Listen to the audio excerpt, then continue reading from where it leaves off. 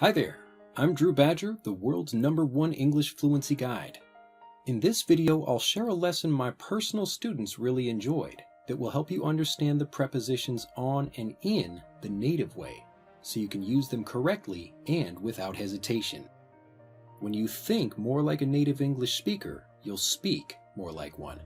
Make sense? Well, this real-life lesson happened when I was reading a book to my daughter.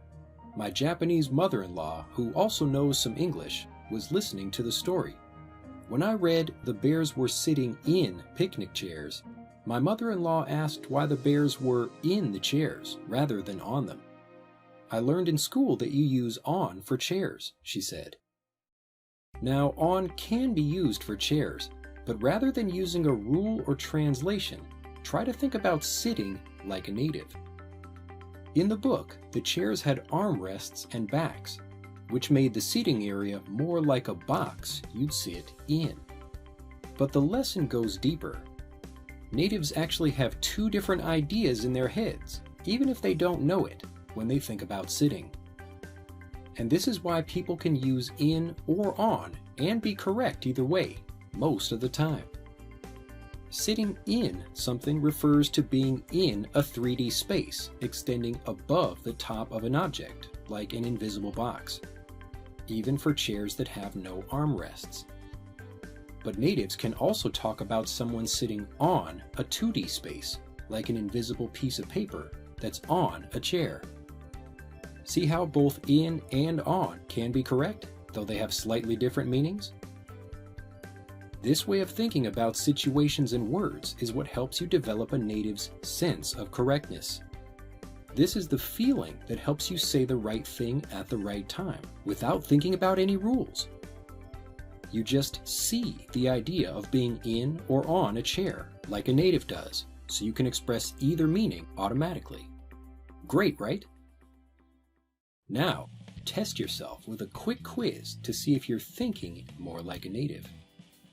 Would you sit in or on these school chairs? Either is okay. You can sit in or on a school chair because you could be talking about the 3D space above the chair or the 2D space on the seat. What about this wheelchair? In or on? Again, either would be okay, though we usually talk about being in a wheelchair because of the armrests, and because it's a tool designed to support someone. What about this piano bench? On or in? Here, there is 3D space above the bench, but most natives would say you're on the bench because it has no back or armrests. What about this hammock? On or in? You could say you're on the hammock to describe being on the sitting area. But see how the hammock comes up around you? This is why most natives say someone's in a hammock. Next, what about this couch, also called a sofa? In or on?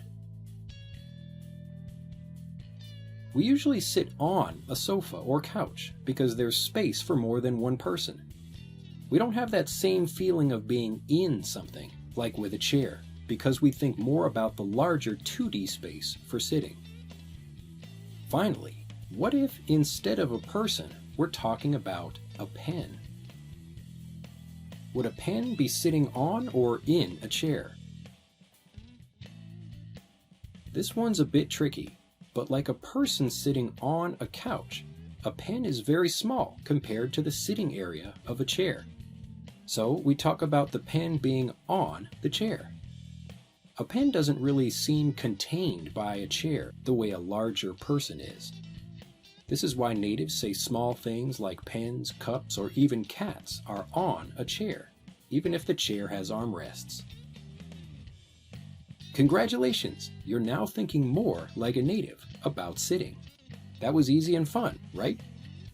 To finally reach fluency, all you have to do is repeat this process with more situations until you feel the language automatically. And this can happen much faster than most learners believe, even if you've struggled to get fluent for years. If you'd like to learn more about how to think like a native so you speak more like one, Click on the link in this video or on the link in the description below this video to tell me what your biggest communication problem is. Answer 5 quick questions and I'll send you a free, personalized guide that will help you start speaking more like a native today. You're already feeling a bit more fluent with this simple video, and you'll learn a lot more about how to improve your fluency in your free, personalized guide. So click on the link in this video or on the link in the description below this video to tell me more about yourself. It takes less than a minute, and you can download your free guide instantly. Thanks for watching, and I'll see you next time.